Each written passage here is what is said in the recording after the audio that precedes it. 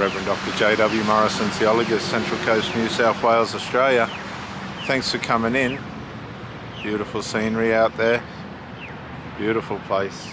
Gosford. Walking the dog. Thanks for coming on and having a bit of a listen. Some of you, as I always say, may be going through a breakup, and I hope you've gone into it with the right entry. You don't want to be the one that's cheated. You don't want to be the one that's lied. You don't want to be the one that's been negligent or just allowed things to sour. That's not what you want. But if you are the victim or let me just say, on the raw end of the straw, there are phases that you will go through and they could be prolonged. And awareness is the first step towards being able to manage these phases. While you're going through those phases, I think it's important to take any accountability that's yours. We have to be responsible for our part in the breakup. We have to be aware of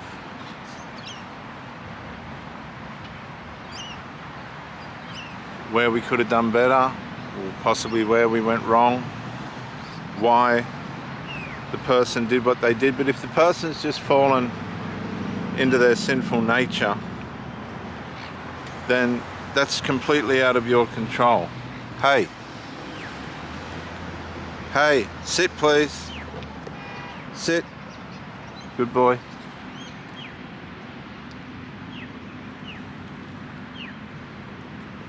And the processes of runaway partners or things that haven't worked in our favour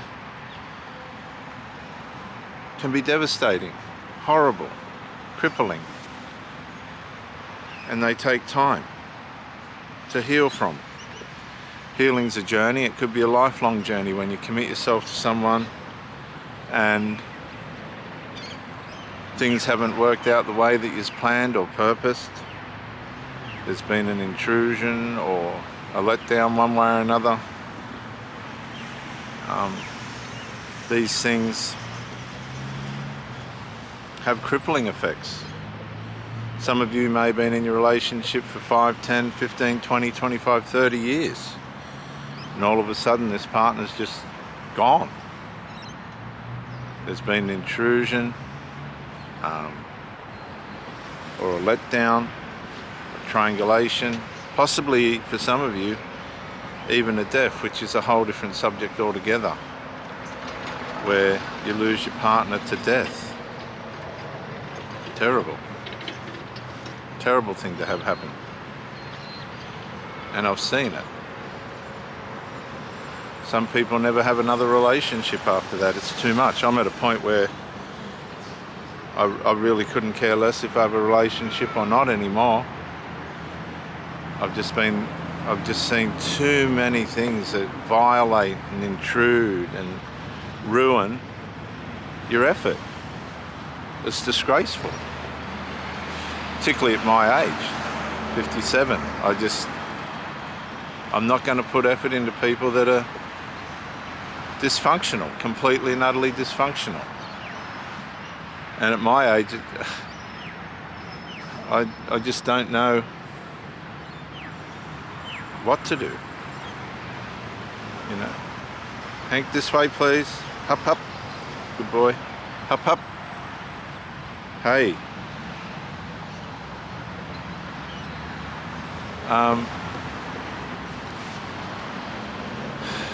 So you've got to try and find different ways of life. I've got lots of hobbies and things like that, but there's always that emptiness of having someone there that you can share life with. But there's no point just putting your energy into something that's just going to fade into nothing. And that's what I've been finding. There's a lot of females out there that probably in the same boat as what I am, but they just don't want to build anything substantial. They want to jump from one person to the next, and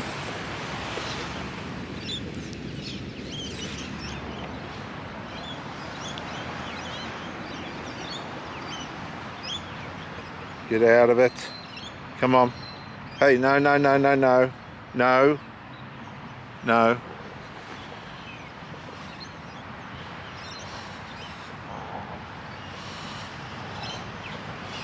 You'll get hurt, and they're just not playing a proper role in the relationship. They're causing harm, they're causing frustration, they're causing aggravation. And it doesn't matter how you try and explain yourself, how you work in with where their life's at, you'll find that there's so many things going on in their minds. Very hard for these people to put themselves in a situation where they're going to give you stability.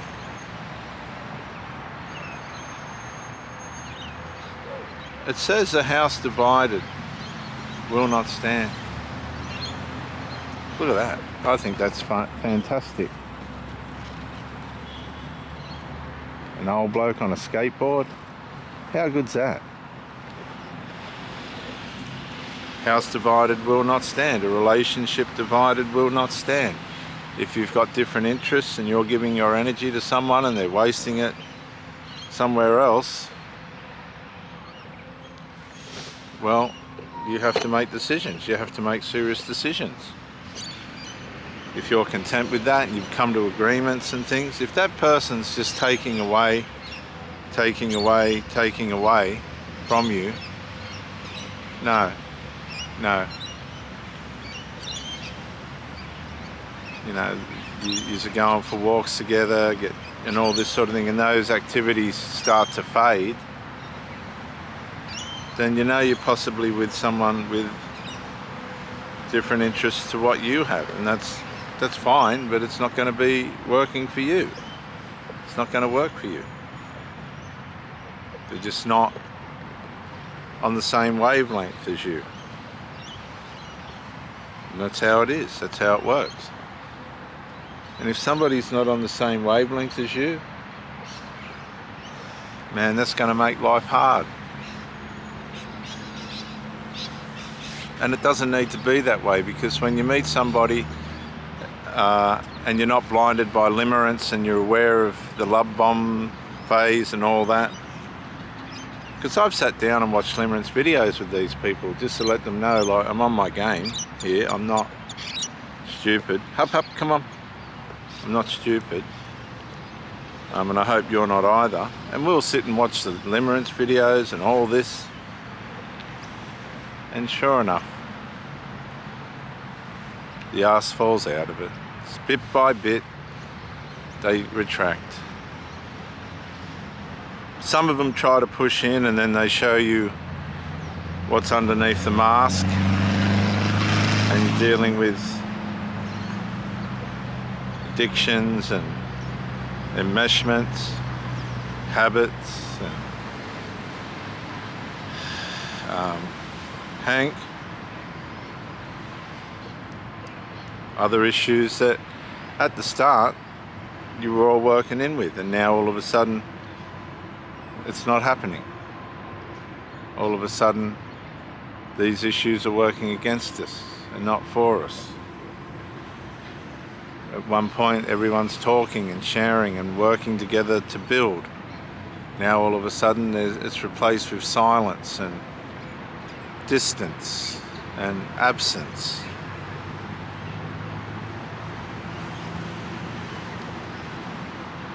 Everyone has different ways in which they go about their relationship. But there is a world out there that's being described as narcissism, where people, Hank, I will smack you, thank you. I will smack you. Good boy.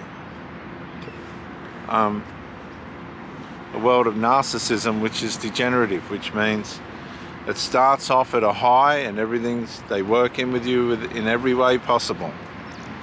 They get your attention, they get your commitment, they get your devotion. And then bit by bit, micro-incrementally, they start to take pieces of the relationship away. Many of you have had this, many of you are experiencing this.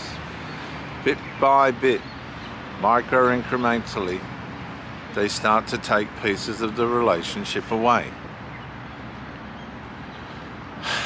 And this can cause you to push in harder. You want to try harder. You want to work out what the problem is. You can't put your finger on it. You start to think it's yourself. So you're doing things and you're trying to change things, but you can't. Because it's the person that you're with. They're micro-incrementally taking things away. And at some stage, there'll be nothing left. Give it long enough and time enough, there'll be nothing left. Which shows you've invested in something that was depreciating. A narcissist will depreciate the relationship. They devalue the relationship bit by bit. It loses its value, like a car. And when they've decided that your value is finally not worth contributing to anymore,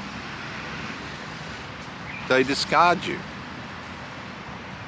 And the discard can come via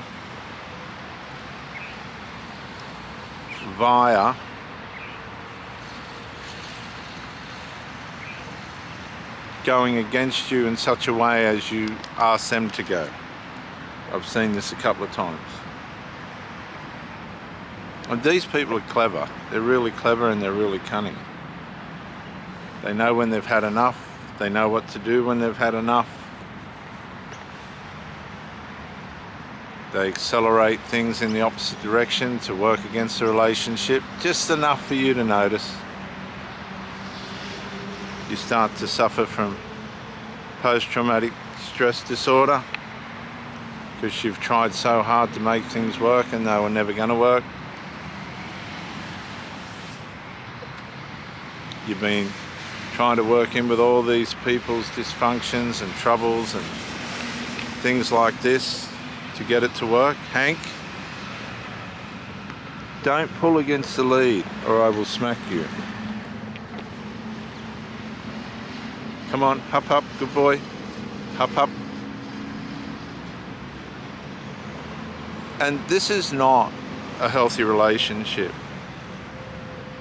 You know, I've worked on triple story high-rise buildings. I've built 40 at a time units laying 70,000 blocks, and these people can't comprehend how hard you work.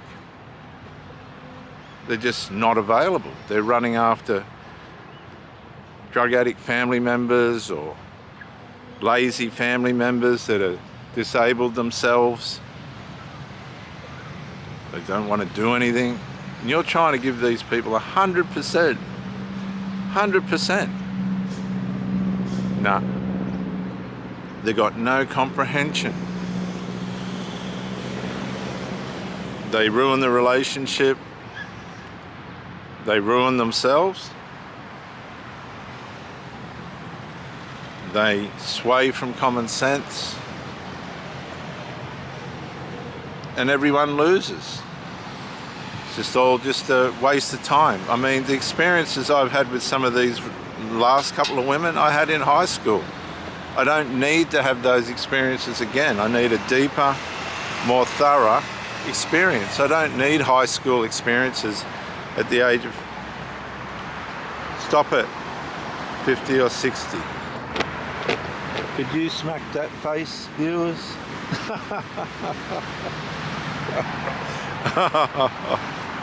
Oh dear. Oh. Yeah.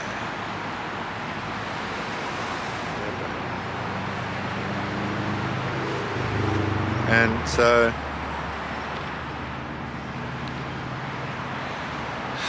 These are the things that you deal with. These are the things that you've got to work through. And that's how it is. And you've got to be prepared to cut your losses. But you don't want high school experiences that are no different to high school at my age. You know, some of these women behave like high school girls and worse. They just don't know how to build a relationship. Add to that their enmeshments and their dysfunctions and health issues and self-destructive habits. You just can't win. It's a no-win situation for you, and you have to decide quick. You have to decide quick what's going to happen. And it's hard. Really, really hard.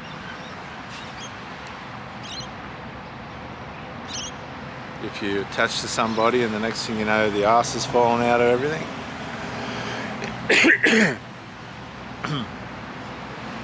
Excuse me. That hurts.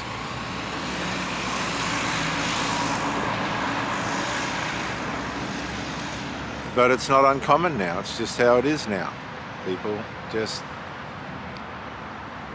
It's actually it's quite scary, really, to be honest, how negligent it is now in the relationship sector. The dysfunction, the unresolved, the addictions, the negligence, the addictions, No.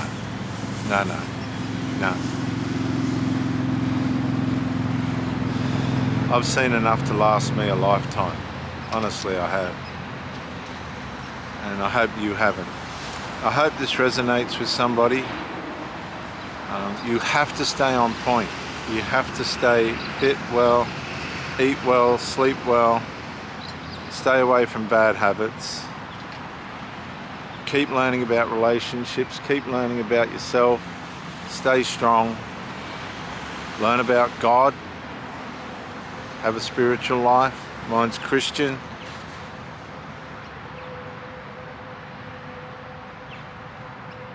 But there's no promises anymore. There's no surety. And if you have met the right person and they're doing everything right by you, appreciate it. Love and appreciate it, because you might never get it again. I'm Reverend Dr. J.W. Morrison, Theologist. Thank you for joining me, and bye for now.